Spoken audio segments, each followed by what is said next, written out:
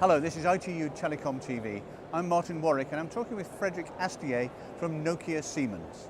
Frederic, doesn't time fly when you're having fun? It's a year since the company came into existence. You've got one candle on the cake. What's the anniversary like?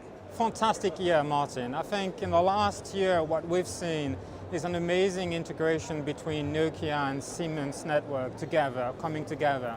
And we've been extremely lucky and also very successful. So we've seen that year as almost a year of foundation, and going forward, we look forward again to a successful next year. So what about Nokia Siemens Network's involvement in the Middle East? Martin, we actually have a vision for 2015 to connect 5 billion people. 1 billion of these 5 billion will be in Africa and the Middle East. Today, as you may know, we've got about 400 million subscribers in Africa and the Middle East, and about 75 million of fixed line. What it means is over the next 5 to 7 years, we will double the number of connectivity in this market.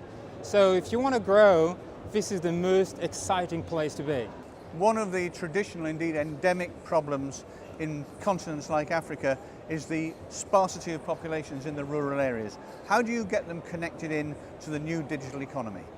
Absolutely. I mean, this is a very important initiative. We were just discussing the growth potential in Africa and the potential to actually double the number of subscribers. But here's, Martin, the challenge. In order for the industry to go to the next billion, unfortunately, most of that growth will come from a new segment in the market.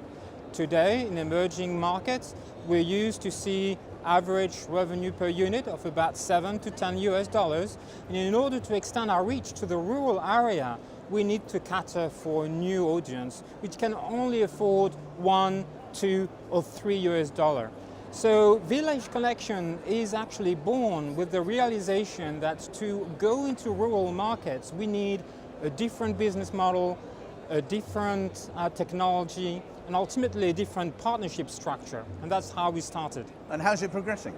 It's actually progressing very well. We've made ourselves a joint press release with Vodacom Tanzania about a month ago.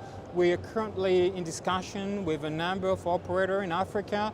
As you remember, this is actually something that started even in India, and we've actually made some really great commercial progress. So we really think that this is an innovative solution that will bring connectivity to the masses. Okay, so Nokia Siemens has been going for a year. I remember being here 10 years ago when people were talking about Africa being the next big thing. It seems to me it's always a promise that's never been fulfilled until very recently. What has changed things? Why is Africa happening now? I think there's a combination of factors, and I think you're absolutely right. It was the long-lost promises of the African continent.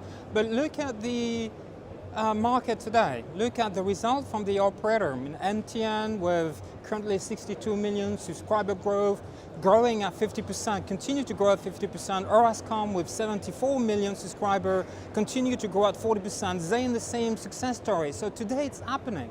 You know, for once, this is a great market that actually delivers on this promise. And as a network operator, there's a convergence of actually cheaper connectivity available, as well as a flurry of technology that open up the entire connectivity spectrum. Not only GSM, but also other technology like WiMAX that deliver now on the promise.